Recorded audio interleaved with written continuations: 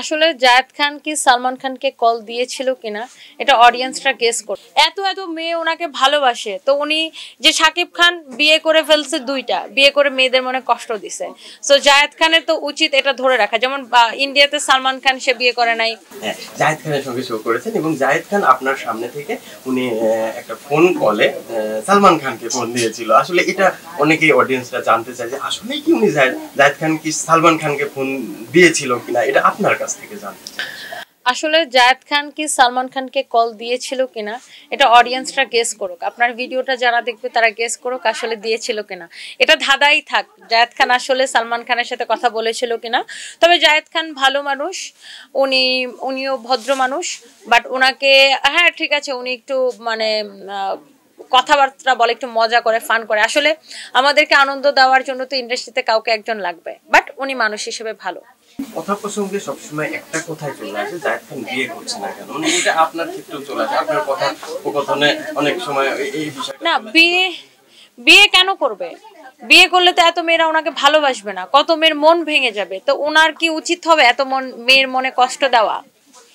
এত এত মেয়ে ওনাকে ভালোবাসে, তো উনি যে শাকিব খান বিয়ে করে ফেলছে, দুইটা বিয়ে করে মেয়েদের মনে কষ্ট দিছে, সো জায়েদ খানের তো উচিত এটা ধরে রাখা। যেমন ইন্ডিয়াতে সালমান খান সে বিয়ে করে নাই, সে হচ্ছে তার হাইপ ধরে রাখছে, মেয়েরা এখনো ভালোবাসে। আমিও সালমান খানকে ভালোবাসি, তো এখন জায়েদ খানও বাংলাদেশের, সে যদি বিয়ে করে ফেলে অনেক মেয়েরা মনে কষ্ট পাবে, এই জন্য সে বিয়ে করার দরকার কি, সে এরকম থাকে।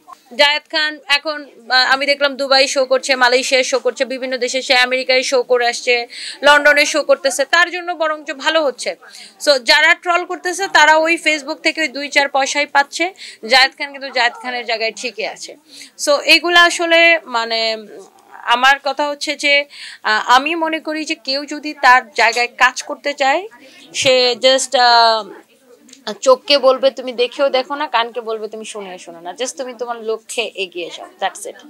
সম্প্রতি আমি একটা প্রসঙ্গে যাবো, সেটা হলো যে আপনি জায়েদ খানকে নিয়ে একটা শো করেছেন এবং এই শোটা আমরা আগে কখনো আপনার থেকে আমরা পাই নাই এরকম ধরনের শো। কিন্তু এই যে এই শোতে আসলে চিন্তা করা এবং আমরা এটার পিছনেও দেখেছি আমরা, আপনারা যেভাবে ওয়ার্ক করেছেন আর কি, এটা নিয়ে প্ল্যানিং সবকিছু আপনারা এটা পোস্ট করেছেন আমরা দেখেছি। কিন্তু এইটার প্ল্যানিংটা আসলে কিভাবে শুরু করলেন এটা একটু?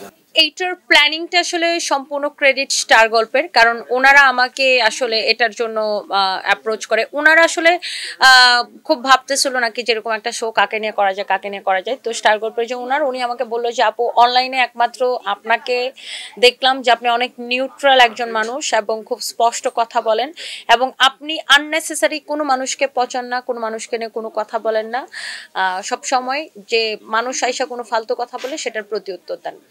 সবকিছু মিলায় ওনার মনে হয়েছে যে আমি এটা করলে মানে একটা ভালো শো হবে। ঠিক আছে, আমার কাছেও মনে হয়েছে যে ওকে ইটস ওকে ফাইন, একটা শো তো করাই যায়। আর এটা যেহেতু আমি খুব একটা সময় আমার দিতে হয় না, হয়তো মাসে একদিন সময় দিলে হয়। সো এই সব কিছু মিলে আর কি করলাম, অ্যান্ড অনেক প্ল্যান পরিকল্পনা, এটা আমরা আগেও 6 মাস আগে থেকে প্ল্যান করে করলাম, অ্যান্ড ফিডব্যাক খুব ভালো ছিল আর কি।